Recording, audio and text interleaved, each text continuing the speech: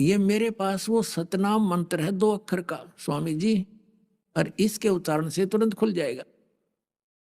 रामानंद जी ने अपने सारे जंतर मंत्र कर लिए, वो नहीं खुला। तब परमात्मा ने कहा कि मैं बोलूं, सिमरण करूं श्वास उश्वास से अपना एक मंत्र का। ऐसे करते ही वो सामने का पट खुल गया, बजर कपाट एकदम ऐसे साफ। तो परमात्मा ने कहा, आ स्वामी जी मेरे साथ। अब लेकर गए कि जिसको तुम निराकार ज्योति निरंजन और ब्रह्म कहते हो, ये बैठा साकार देख सामने। परमात्मा को देखकर उस नतमस्तक हो गया वो काल, ऐसे नीचे मस्तक कर दी गर्दन, और कहा चल इसके सिर पे पैर रख और चलो ऊपर ले चलता हूं।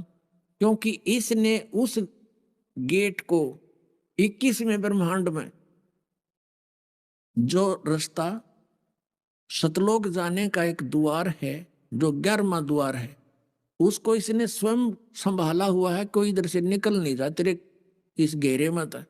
और परमात्मा के सतनाम के मंत्र के जाप से ये मुरझा जाता। जैसे फणपति मंत्र सुन रख फण सकोड़, ऐसे बीरा मेरे सतनाम तयु काल लवे मुंह मोड़े। जैसे फनपति यानी सर्प ऐसे फन फैलाए बैठा हो और गारडू एक मंत्र बोल देता है, उससे वो फन नीचे को करके सकोड़ लेता है, जमीन पर टेक लेता है।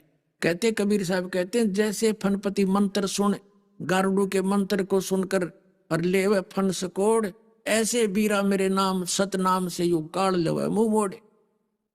ये सबसे बड़ा अजगर है। तो क्या हुआ, सतलोक फिर परब्रह्म के लोक में प्रवेश किया।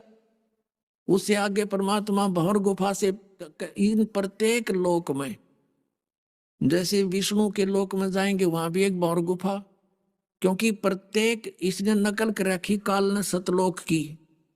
तो ऐसे प्रत्येक लोक से पार करते एक भंवर गुफा आती है, ऐसे घूम कर उसे निकल कर ऐसे जाना पड़ता है। तो वो भंवर गुफा आगे सतलोक में प्रवेश करते समय वहां भंवर गुफा आई, तो उसमें से पार करके सतलोक आ जाता है। तो वहां जाकर जैसे गरीबदास जी के साथ लीला हुई थी, ऐसे ही उसके साथ हुई। वो 5 वर्ष का बालक जाकर के अनंत कोट ब्रह्मांड के सिंहासन पर विराजमान हो गया और रामानंद जी से कहा कि I am God, I am supreme God.